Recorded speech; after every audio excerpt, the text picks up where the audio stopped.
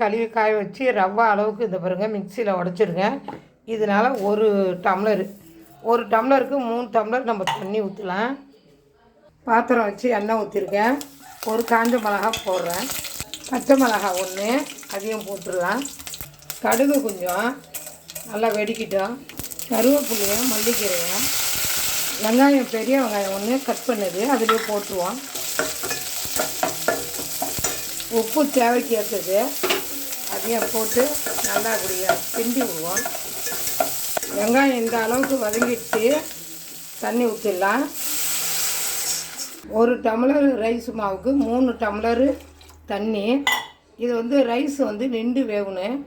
தண்ணி கொதிக்கிறதுக்கு முன்னாடியே நம்ம இந்த ரைஸு உடச்ச ரைஸை கொட்டிடுவோம்.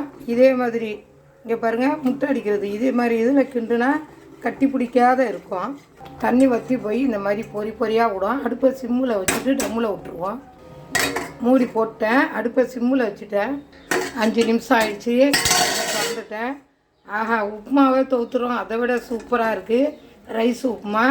டீ போட்டிருக்கேன். தொழுவ நேரம் ஆயிடுச்சு. வாங்க எல்லாம் இதை மாதிரி செஞ்சுக்கோங்க.